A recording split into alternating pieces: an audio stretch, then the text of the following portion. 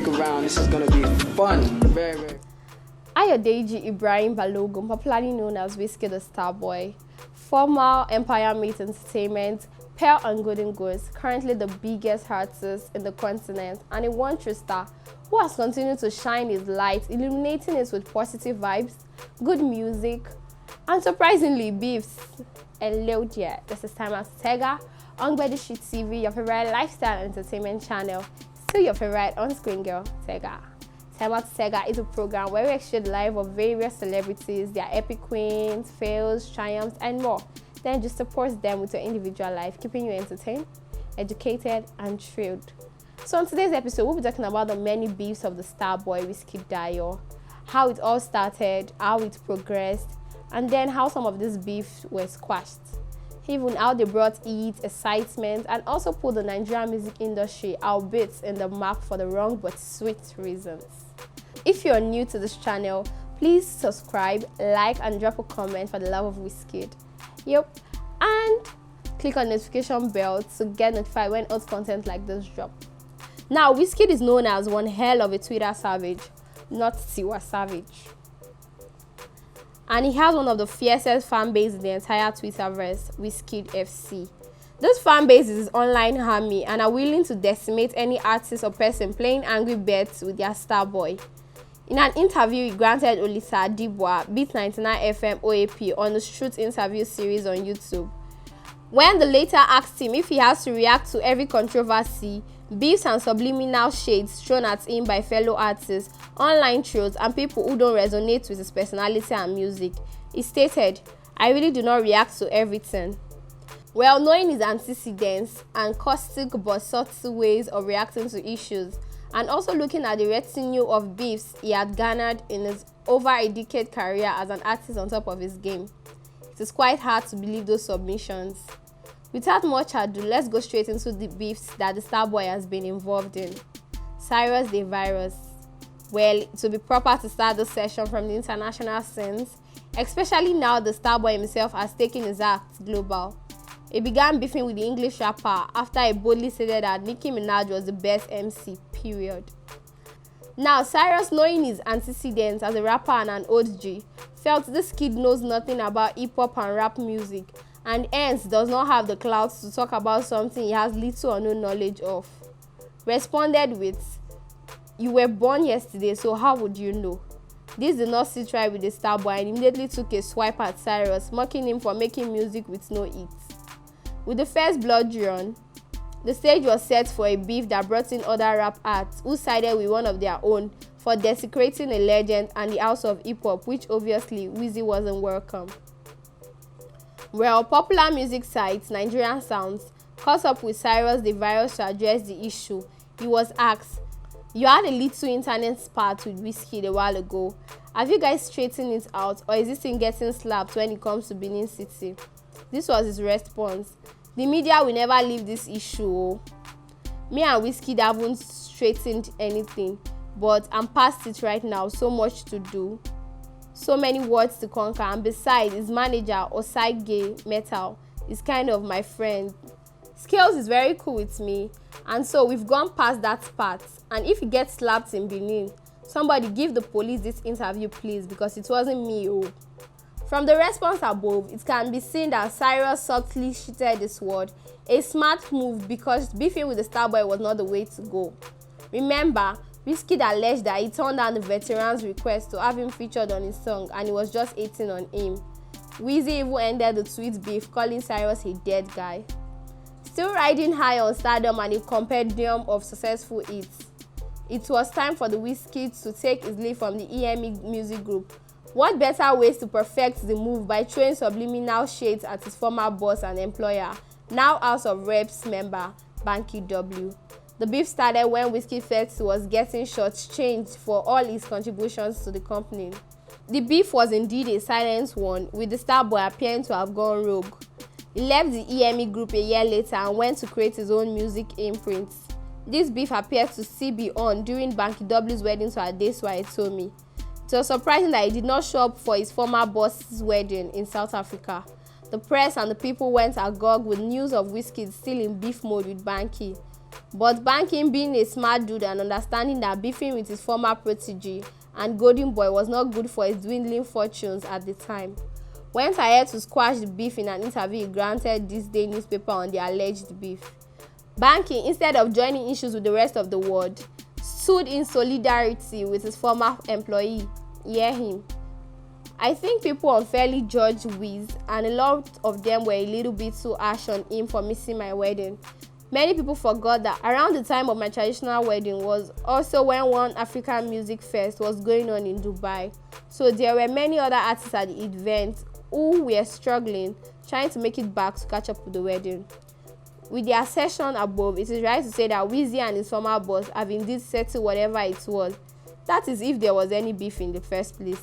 Skills and Shake Body Crooner was the next victim of Wizzy's legendary Twitter spat. This beef started when the former took a swipe at the Starboy from being too busy for him. It was during the promotion of his soon-to-be-released Man of the Year album. He threw the question open to his fans, asking them the artists they would love to have on the album. Some suggested Two-Face, Olamide, Pasuma, and so many other names. Then one suggested that having his former EME label mate, the Starboy, would make a lot of sense, either by default or maybe a planned work. Skills used the opportunity to set the record that he was not indeed on good terms with Wizzy. He responded to the fan who made the request, "At Wizkid Dayo does not have my time." Now, Wizkid, not sensing any bitterness in the tweet, responded, "Dude, LOL, my home is your home anytime, G. You know I'm here whenever you're ready, blood still." Skills, wanting to capitalize on this opportunity to spark a beef and make some gains that will help promote his yet-to-release album, responded in a rather caustic manner. "No bad blood, bro. We're family, but show support to your own for real. It's not by tweeting or bare words." The Starboy was taken aback, and the drama was about to start in a long series of back-and-forth tweets between the two former label mates. What later transpired was more of an inferno, with both acts bearing their fangs, washing their linen in public, and even attracting other artists and fans to the beef. Majority rooting for the Starboy, the latter using the opportunity to decimate Skills, calling him a failure that has the ability to compose a tweet but lacked the talent to write a hit song. What the fuck? The war was rather messy, and Skills regretted this move deeply. Skills made some rather cheap overtures to squash the beef between them when he shamefacedly declared he loved the Starboy single Expensive Shit. Unfortunately, Wizzy never thanked him for this love. Indeed, Skills fell to the heat, and in various interviews he granted both print and electronic media showed his desire to squash the beef. Starboy, on the other hand, does not even consider Skills to be on the same level with him, let alone beef. Skills, truly speaking, you're not on the same level, artistically speaking, with the Starboy, and that's fact. His beef with former producer Sam Clef stems out of disrespect the latter feels is getting from the Starboy. Sam Clef revealed this in an interview he granted leader Ayodeji, who by the way is another personality on Wizkid beef list. "I'm not happy with Wizkid. I'm angry because he's going about disrespecting my talent. I like his music, but I don't like him as a person anymore." In a series of tweets to address this issue, Wizkid revealed that he has nothing but love for Sam Clef, and that he was even in his house a couple of weeks back. Sam Clef, on the other hand, stated that Wizkid treats people who have been with him like shit. He spilled some more beans in another interview he granted popular Nigerian music site Not Just Okay. Yeah, he also said many damning things about the Starboy, accusing him of belittling everyone that stood by him. He even alleged that Wizzy was the one who began beefing with Davido. Indeed, the latter was a cool guy, so there was no way anyone could fault him for the beef. He reminded all and sundry that Davido, in the spirit of brotherhood, invited Wizzy for his Damiduro music video shoot. Sam Clef. Wizkid reciprocated the gesture too in his Pakurumo video. On 5th of February 2015, Sam Clef took to Instagram to celebrate the Starboy on his birthday. He also used the opportunity to declare the beef between them over. Hear him. "I want to humbly appreciate my fans. Me and my bro Wizkid met on my birthday, February 5th, and laughed over everything. Sometimes we disagree almost as often as we agree. To those I have wronged, I ask for forgiveness. To those that have wronged me, I forgive you from the depths of my heart. God bless Wiz and God bless me too. While the beef was still raging between Wizzy and Sam Clef, in between this came female singer and vocalist Sion, who took sides with Sam Clef, declaring that Wizkid did not promote their collaboration Boogie Down. Wizkid, when asked about this allegation, quickly declared that he wasn't friends with the singer, that he even gave her a discount by charging her lower than he normally does. Again, he was only paid to appear on the song, which he did. On January 14 and the early hours of January 15, during a party hosted by star footballer Obafemi Martins, a fight broke out between Wizzy and Dami Crane. A feud that resulted into fisticuffs, broken bottles flying all around, broken lips, and more animosity ensued, and Wizkid allegedly attacked Dami Crane at Club Culos. This whole episode started when Dami Crane accused Wizkid of stealing his ideas and making it his, a spiel that Starboy considered too demeaning for his brand and personality. In the course of the fight, many top artists who were present like Two-Face warded in to settle the fight. It was reported by some eyewitnesses that Club Culos owner Shina Pella took both acts to his office to settle whatever rifts or enmity that exists between these two friends. Dami Crane took to microblogging site Twitter to address the issue and put things in perspective. He went ahead to state that some of the slangs and phrases infused in the Starboy music verses were indeed his. However, he got love for Wizzy and therefore decided to bury the hatchet. To further show that the beef was indeed over, Wizzy invited Dami Crane as a guest performer during his exclusive VIP experience concert, where the two united together. The famous beef between the Starboy and popular celebrity blogger Linda Ikeji started when Linda reported in a blog post on her website that the Starboy is running behind paying for his rent in his Lekki residence. Wizkid did not take it easy as he immediately responded, spitting fire and threatening to beat up Auntie Linda. All those shoes and bags still won't help you keep a good man. Yeah. You and your laptop will stay married for life. That's why my director fucked you and left your ass in the hotel cause pussy stinks. I googled Linda at 25 and found nothing. You wish you have all I had at 25. Your mom and entire family are still losers. You're nothing but a blogger. All that money won't change that. If I ever see you, I'll get my 16 years old cousin to beat the shit out of you, ugly old bitch. Just stay indoors and behind your laptop, ugly bitch Linda. She reported the Starboy, who was consequently invited by the police authorities. After meeting with the police authorities, Linda went ahead to state, I see a lot of negativity that come out of this case with Wizkid, with many folks bashing me for reporting a threat on my person. But here's my consolation and why I am glad this happened. I promise you, especially the ladies, Wizkid will never threaten you with harm again. At least not in public. I believe I'm the last bus stop. He would think twice before threatening another human being again on social media. A police file has been opened for him and he has been cautioned. According to PRO Badmus, Wizkid had explained that his threat regarding having Ikeji beat up by a 16-year-old cousin was only an emotional outburst. He went further to state that he bore no grudge against the blogger. The issues were settled and though the blogger refused to take any picture with the commissioner of police. Pics of the Starboy and the Lagos CEO were circulated all over the internet. Turn to DK. She got a spice of Wizzy Twitter spats when he corrected her over a trending post she made. Whoever said success was a slow process was most definitely not talking about me. A business tycoon, a petrochemical engineer, I am Nollywood, I am Poco, I love thyself, I love Terry G. The Starboy tweeted in response to the above quote, I get mad when a chick doesn't type right. What the fuck is success? Many who knew the pair were taken aback, especially when the rumor mills were grinding about the duo's alleged romance in the past. It was kind of surprising knowing Tonto's antecedents as a very caustic person who never backs down from a fight, how she maintained her cool and succinctly refused to join issues with the Starboy, who has never hidden his dislike for the former's music. Now to the main event. Many saw this coming and it indeed came as expected.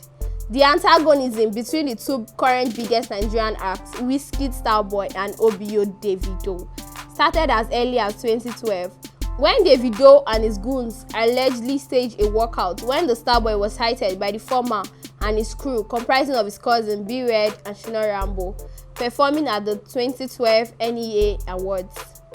But all those were mere banters and was largely harmless or newsworthy at the time.